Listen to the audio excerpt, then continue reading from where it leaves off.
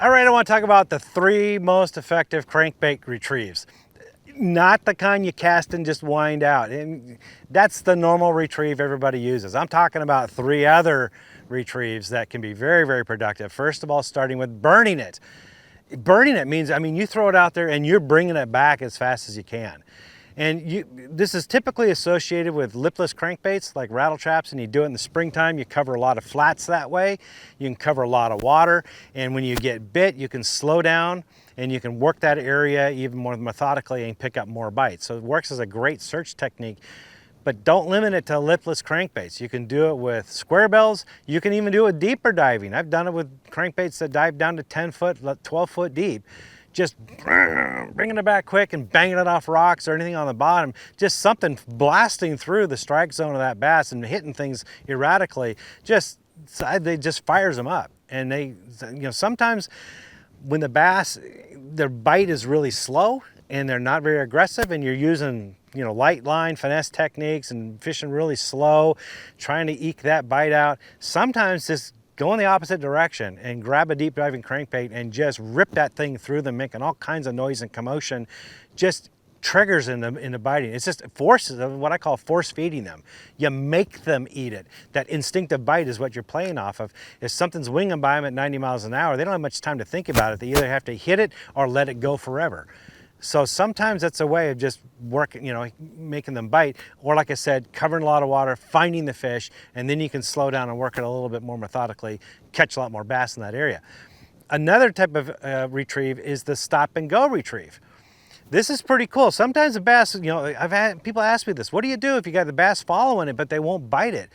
Sometimes you just give that a pause, and that suddenly that bass is following it, that thing is now right in their face, and they either got to dodge to avoid it, or they got to eat it. They have to react to it. And a lot of times they bite it because they're already interested in it. Why else would they be following it? So you just give it that quick pause. You don't have to make a long pause, just a quick 1 or 2, 3 second pause. Bam, and they'll smack it. It also works when you're going along docks, or you're going along, there's a structure, maybe a lay down log, or there's some boulders, scattered boulders out there, or maybe some patches of grass. You can bring it up to that piece of structure or cover, pause it before you get to it, and then bring it by it and pause it again.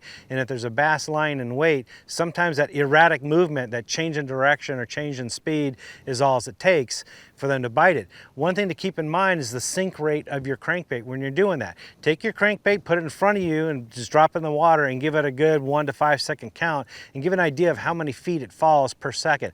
Typical crankbaits fall at a rate of about 1 to 1.5 feet per second most of the time. And once you know that, when you pause it, say for example you're in 10 feet of water, you don't want to pause it for too long or it'll land on the bottom. But if you're fishing a deeper point, then you can make the pause longer because you have longer depth to fall, and you can count it down and get it down there. So kind of keep that in mind. You can play around with a different change in structure and depth to count it down and to use that pause and stop and go technique to your advantage.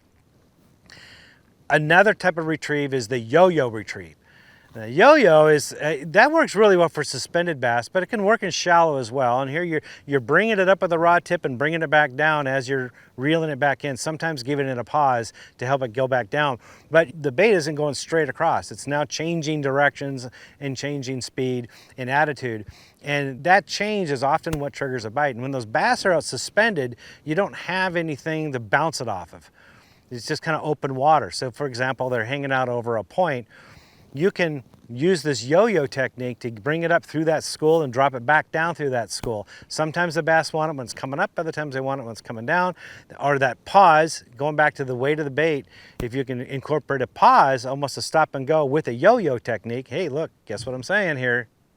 Think about it, combining these, they're not exclusive to each other. If you can do a yo-yo technique and put a stop and go in there, you can now get it to go to deeper depths, or you can yo-yo it deeper, deeper and deeper, or back up. You can start doing that. And if there are suspended fish over something, you can usually get it above them, below them, or right through them doing it that technique. I'm telling you guys, these 3 techniques, especially when you start to combine them together, can really be effective, and you can catch a lot more fish and get a lot more bites crankbait fishing than you are now. I promise you. Try them out. You're going to have success. Hope that helps. For more tips and tricks like this, visit bassresource.com.